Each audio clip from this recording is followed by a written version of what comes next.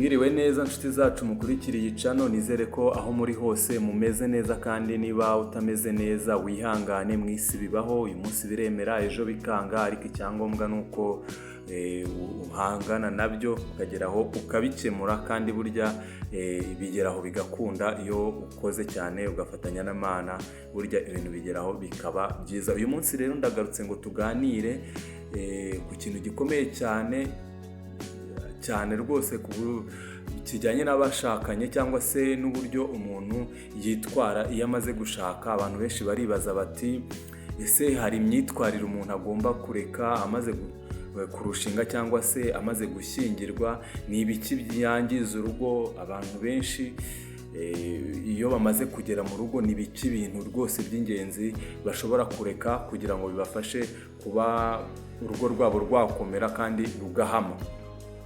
Nshuti rero mukunzi w'amahoro mu muryango, niba ushaka urugo ruhamye cyangwa se umuryango umeze neza, hari ibintu buryo ugomba kureka. uba warakoraga ukiri umusore cyangwa se cyangwa ukiri inkumi utarabamariye, mu by'ukuri uba ugomba kureka ugatandukana nabyo burundu, ubundi ugatangira ubuzima bw'umuryango, ubuzima bw'urugo. Niba rero ujya wibaza uti ni iki cyo kureka, ni iki nakomeza, ese ni iyihe myitwarire koko ikwiye kuranga umuntu w'umugabo mu by'ukuri, cyangwa se ingeso zindi umuntu aba yarakoraga akiri umusore ntacyo zitwaye, ariko wamara kuba umugabo cyangwa umugore ukaba ugomba kwita ukupa ukazireka. Niba ujya wibaza icyo kibazo rero, iyi video ni iyawe, urayireba kugeza ku musozo, uraba umaze gusobanukirwa.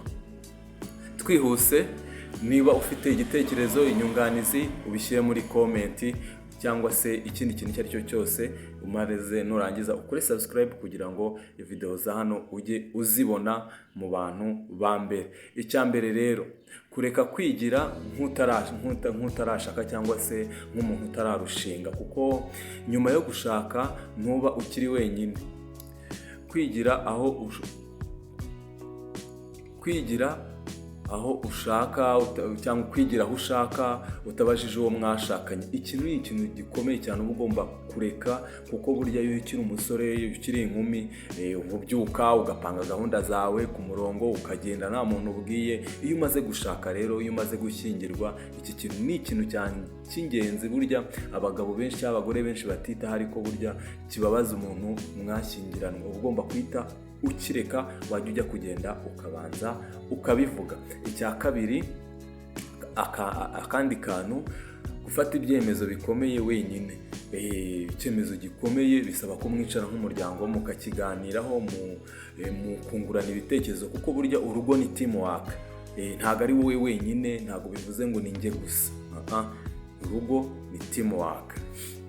Ikindi kintu cya kabiri gikomeye cyane, kureka inshuti mbi n'ingaruka mbi, cyangwa se kureka abantu ba kera. Bamwe na bamwe harimo abantu uba ugomba kwihorera kugira ngo urugo rwawe rukomeze rumere neza.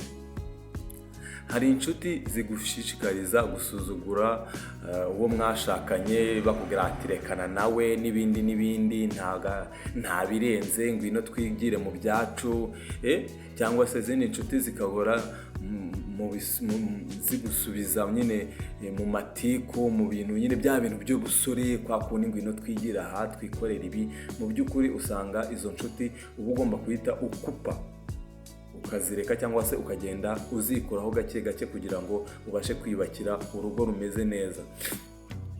Si inshuti zose zikwiriye gukomezanya nawe mu rugo, urugo rwawe nirwo ruza imbere. Mu by'ukuri hari inshuti uba ufite wari umusore ntacyo zitwaye, ariko kubera gahunda zazo, uburyo mwabibagamo ukiri umujama, ukiri inkumi, mu by'ukuri izo nshuti umaze kubaka si zose, ariko harimo izo ugomba kureka, ubundi ugakomeza urugo rwawe bushya, mbese ugatangira umuryango mushyashya ugushingiyeho.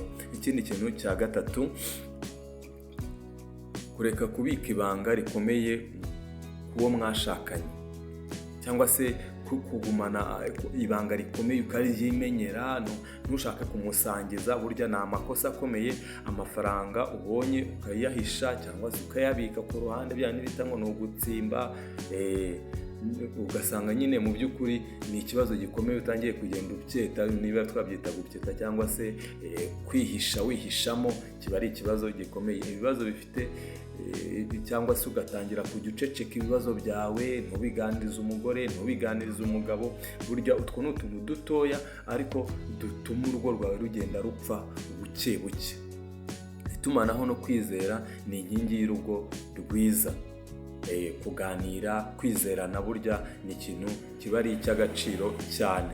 Kureka gusuzugura no gupfobya uwo mwashakanye, iki ni ikintu gikomeye cyane, kuko hari igihe usanga umugore avuze nk'ikintu ugahita umupfobya ngo reka ngo ibyo ngibyo ngo simbyumva, cyangwa se yavuga ikindi ukavuga ati reka ibyo ngibyo ntabwo ari ngombwa, ugasanga nyine uri kumupfobya. Umugabo yazana igitekerezo ugahita umumanura down.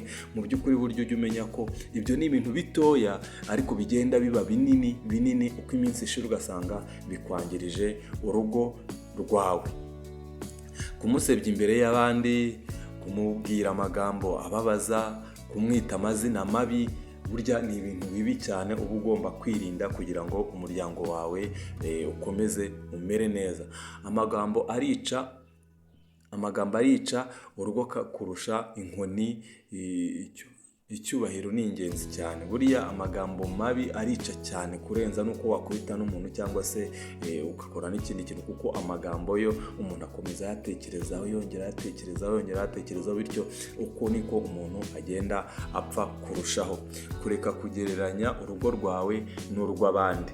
Iki kintu abagore benshi bakunda kugikora, ugasanga umugore wawe arakuhoza ku nkeke ngo umugabo wa runaka ngo akora ibi, ngo abigenza gutya, ngo none dore wowe ngo ntubigenza uku, ngo abandi bagore. Mu by'ukuri jya umenya ko iryo ni ikosa rikomeye cyane iyo utangiye gufata urugo rwawe ukarujyana n'urw'abandi, kuko ingo si zimwe, buri rugo rwose ruba rufite uko rubaho.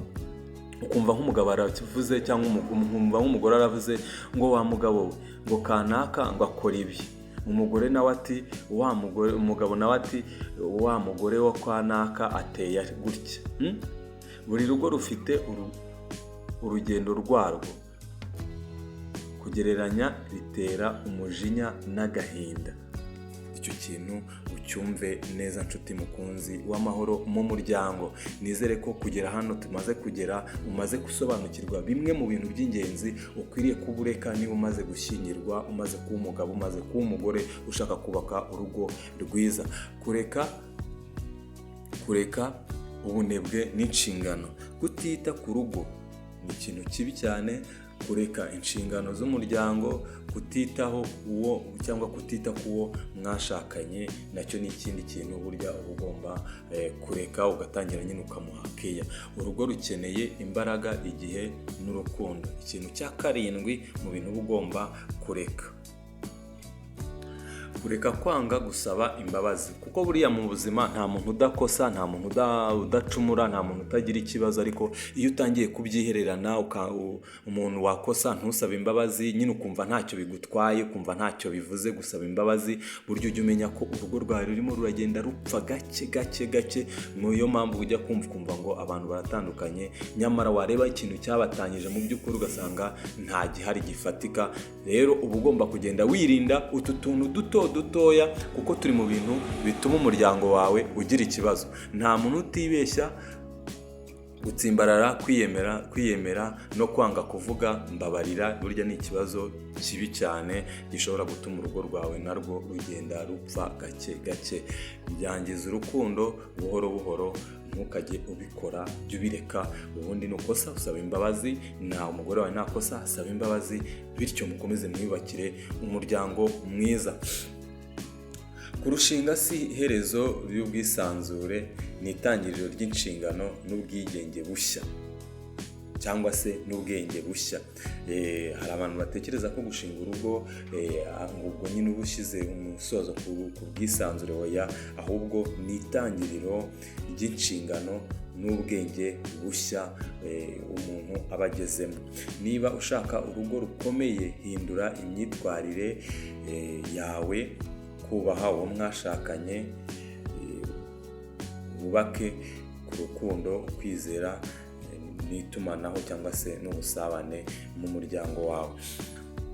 Niba rero nshuti mukunzi tugeranye hano, ndagira ngo umaze gusobanukirwa neza ibijyanye n'ibyo ugomba kuba wareka mu ntangiriro rwose ukimara kurongora cyangwa ukimara kurongorwa. Niba rero iyi video igufashije, kanda like, unayisangiza inshuti zawe, nta kintu bitwaye, ukande like, nurangiza ukore subscribe kugira ngo video za hano ujye uzibona mu bantu ba mbere. Ikindi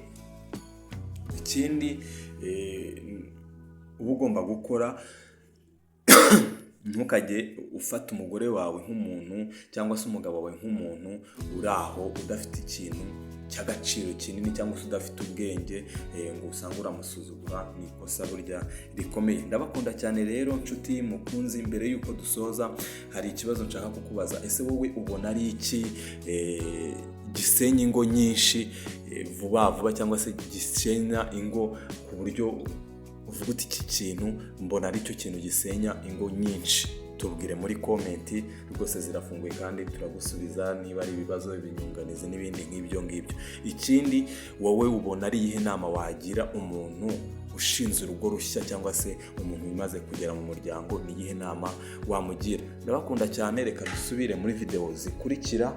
Aha ni mu muryango, ntugende udakoze subscribe. Bye, reka dusubire.